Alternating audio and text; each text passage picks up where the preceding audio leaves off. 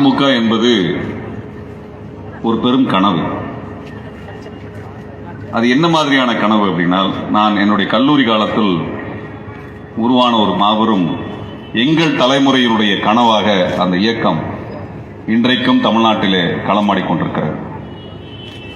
எங்களுக்கெல்லாம் இருக்கக்கூடிய ஆள்கின்ற கட்சிகள் மீது பெரிய விருப்பம் இல்லை. விமர்சனங்கள் இருந்தது. நாங்கள் எங்களுக்கு கல்லூரி காலத்தில் விமர்சனங்கள் இருந்தது, கடுமையான விமர்சனங்கள் இருந்தது.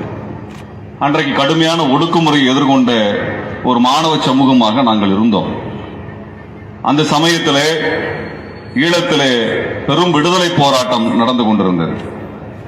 ஈழ விடுதலை போராட்டத்தையும் தமிழ்நாட்டினுடைய உரிமையையும் மைய கொள்கையாக வைத்து சமரசம் இல்லாமல், எந்த ஊழலுக்கும் ஆட்படாமல், எந்த கெட்ட பெயரையும் பெற்றுவிடக் கூடாது என்கின்ற கவனத்துடன் இருக்கக்கூடிய ஒரு கட்சி எழாதா என்று அன்றைக்கு இளைஞர்களிடத்திலே பெரிய கேள்வி இருந்தது. அந்த கேள்விக்கு விடையாக வந்ததான் மறுமலர்ச்சி திராவிட முன்னேற்றக் கழகம். இதை நான் என் மனதிலிருந்து நான் சொல்கின்றேன். அந்த சமயத்தில் தமிழ்நாட்டில் இருந்த ஒடுக்குமுறைகளை நீங்கள் நன்கு அறிவீர்கள், நான் சொல்ல வேண்டியதில்லை. அப்படிப்பட்ட அடக்குமுறை காலத்தில் மாணவர்களாக இருந்த நாங்களும் அந்த அடக்குமுறையை ஓரளவு எதிர்கொண்டிருந்தோம். இந்த சமயத்தில் தமிழ்நாட்டு மக்களுக்காகவும் தமிழ்நாட்டின் உரிமைக்காகவும் ஈழத்தில் போராடி கொண்டிருக்கக்கூடிய தமிழர்கள் உரிமைக்காகவும் பேசக்கூடிய, துணிந்து எதிர்த்து நிற்கக்கூடிய ஒரு தலைமை தேவைப்பட்டது. அப்படி வந்தவர் தான் ஐயா வைகோ அவர்கள். டெல்லியினுடைய கொடுங்கரத்தினால் தமிழ்நாடு இன்றைக்கு வரை சித்திரவதை செய்யப்பட்டுக் கொண்டிருக்கிறது. 76 78 ஆண்டுகளாக இதுதான் நிலைமை. தமிழனுடைய வளர்ச்சியை தடை செய்து கொண்டிருக்கக்கூடிய ஒரே சக்தியாக டெல்லி மட்டும்தான் இருக்கிறது.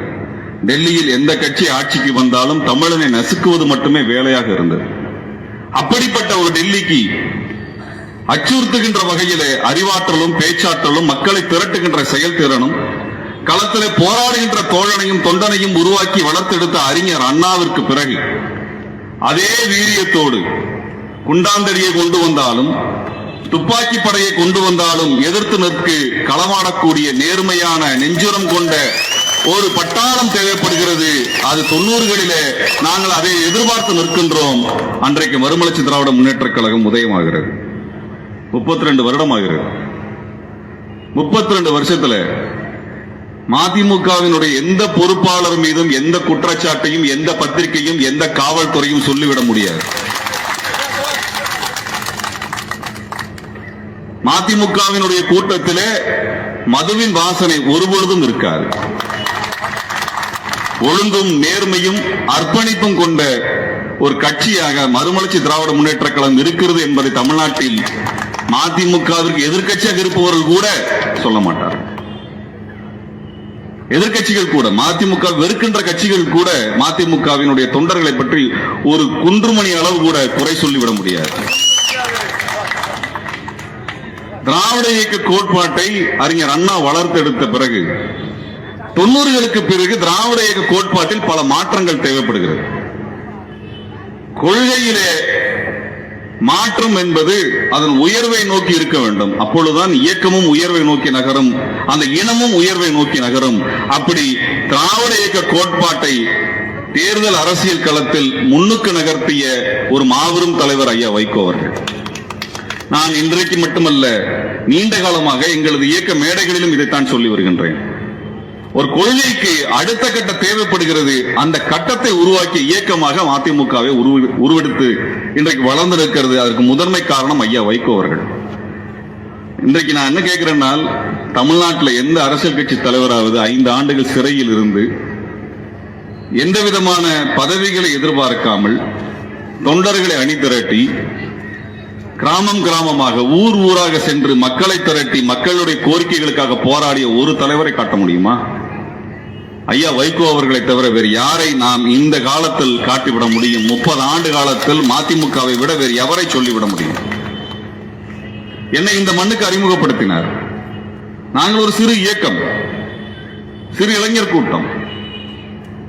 2009 இனப்படுகொலையை பார்த்து கொந்தளித்து அறிவாயுதம் ஏந்த வேண்டும் என்று நாங்கள் வீதிக்கு வந்த கூட்டம். நாங்கள் ஐயா வைகோ அவர்கள்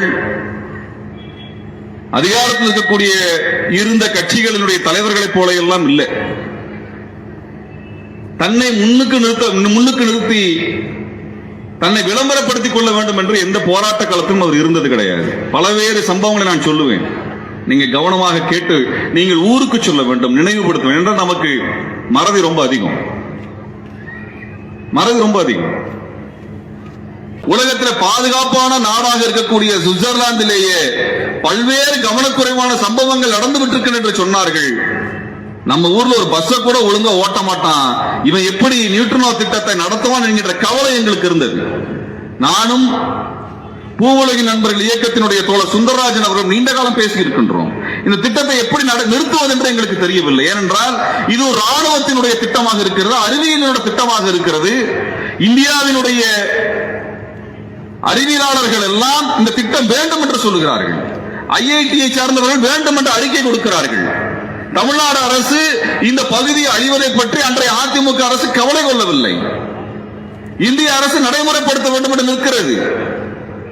ராணுவத்துறை இது எங்களுக்கு தேவையான திட்டம் என்று சொல்லுகிறார்கள். இப்படி இந்தியாவினுடைய அதிகார மையங்கள் எல்லாம் இந்த தேனி மாவட்டத்தை அழிக்கக்கூடிய ஒரு திட்டத்தை பற்றி மிக கவனமாக நடைமுறைப்படுத்துகின்ற ஒரு வேலை திட்டத்தில் இருந்தபோது சாமானிய மக்களாகிய நாம் எப்படி தடுத்து நிறுத்துவது என்கிற கவலை எங்களுக்கு இருந்தது. சரி, நீதிமன்றத்துக்கு சென்றால் நீதி கிடைக்குமா என்றால் நீதிமன்றத்தில் தீர்ப்புகள் கிடைக்கலாம், நீதி கிடைக்குமா என்று தெரியாது என்ற கவலையும் எங்களுக்கு இருந்தது. அப்பொழுதுதான் ஐயா வைகோ அவர்கள் இதற்கான ஒரு பெரும் பரப்புரை திட்டத்தை அனைவரையும் அழைத்து, நாங்கள் எல்லாம் சிறு இயக்கம் தான், ஆனால் அதை பற்றி கவலை இல்லை, இந்த மண்ணின் மீது அக்கறை கொண்டவர்கள் எல்லாம் அரவணைத்து ஒரு இயக்கத்தை கட்டி அதற்கான பெரும் பரப்புரையை மேற்கொண்டார்கள். அதுக்கப்புறம் ஒரு நடைப்பயணம், ஊர் ஊரா கிராமம் கிராமமாக இந்த நியூட்ரினோ திட்டத்தை குறித்து அவர் அன்றைக்கு சொல்லி, உங்களை எல்லாம் தயார் செய்யவில்லை என்றால் இன்றைக்கு இந்த மண் என்ன ஆகியிருக்கும் என்று நம்மால் சொல்ல முடியாது. இந்த பகுதி என்னவாகியிருக்கும் என்று நமக்கு, பகுதி முழுவதும் நாசமாகி போயிருக்கும். கிட்டத்தட்ட 10 ஆண்டுகளில் இந்த பகுதி முழுவதும் நாசமாக போயிருக்கும். அப்பேற்பட்ட திட்டத்தை தடுத்து நிறுத்துவதற்கு தமிழ்நாட்டில் எந்த பெரிய கட்சியும் வரவில்லை. இந்தியாவில் இருக்கக்கூடிய ஆட்சி அதிகார மையங்கள் எல்லாம் இந்த இடத்தை, இந்த திட்டத்தை கொண்டு வர வேண்டும் என்று ஒற்றை காலில் நின்றிருந்த பொழுது அதை தடுத்து நிறுத்திய ஒற்றை மனிதர் ஐயா வைகோ அவர்கள் தான். இல்லை என்றால் என்ன ஆகியிருக்கும் என்றால், சர்வதேச அளவில் இந்த திட்டம் வந்த இடங்களில் எல்லாம், அல்லது வரப்போகின்ற இடங்களில் எல்லாம் நடந்த எதிர்ப்புகளை பற்றி படித்து பார்த்தால் தெரியும்.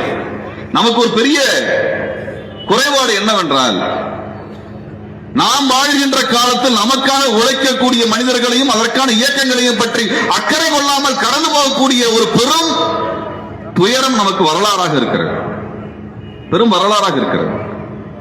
நான் சொன்னேன் அல்லவா, இந்த எனது உரையை ஆரம்பிக்கும் பொழுது சொன்னேன், மதிமுக என்பது பெரும் கனவை தன்னகத்தை கொண்டு வந்திருக்கக்கூடிய ஒரு கட்சி.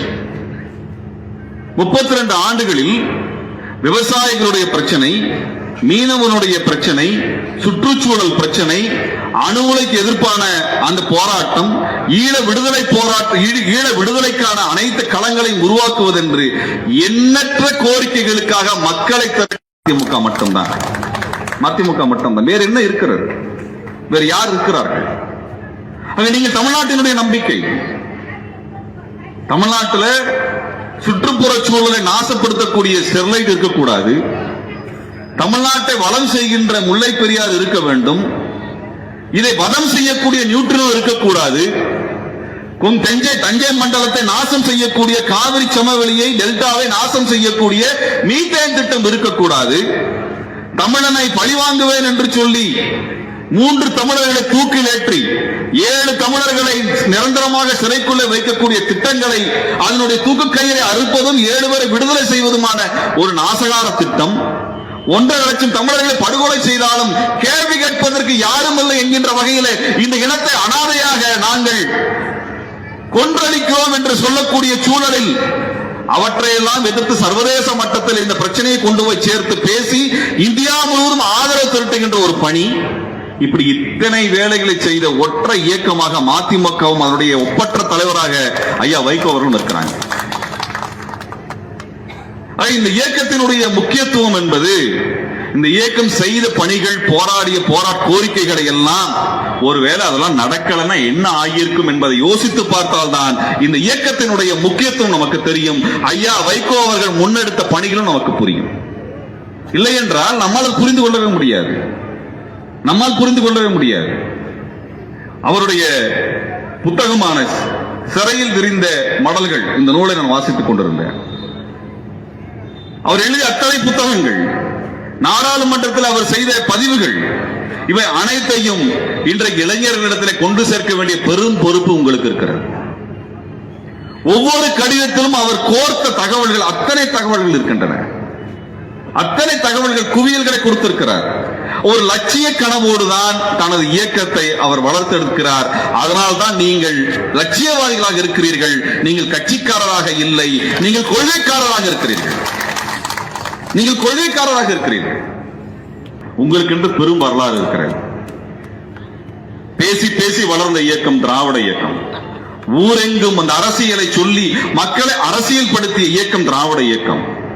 திராவிட கட்சிகளினுடைய மேடைகள், இயக்கங்களுடைய மேடைகள் என்பது மாலை நேரத்து பல்கலைக்கழகங்கள் என்று சொல்லுவார்கள். அத்தனை குறிப்புகளையும் அவர் கொடுத்திருக்கிறார். அவர் நூலாக கொடுத்திருக்கிறார், உரையாக வாசித்திருக்கின்றார், பேசி இருக்கின்றார். பாராளுமன்ற உரைகளை, அத்தனை செய்திகளை குவியலாக கொடுக்கின்றன. இவற்றை எல்லாம் தமிழ்நாட்டினுடைய மூளை முடுக்குகளில் எல்லாம் நீங்கள் பேசி இந்த கொடி இந்த மண்ணில் பறந்து தமிழ்நாட்டினுடைய சுயநிர்ணய உரிமைக்கான போராடுகின்ற முதன்மை இயக்கமான இந்த மதிமுக பெரு வெற்றி பெறும். அதற்கென்று உயர்வான ஒரு வரலாறு, அப்பழுக்கற்ற ஒரு வரலாறு இருக்கிறது. அந்த வரலாறை உயர்த்தி பிடியுங்கள். தமிழ் இனம் என்றைக்கும் உங்களுக்கு நன்றி கடன்பட்டு நிற்கும். நன்றி, வணக்கம்.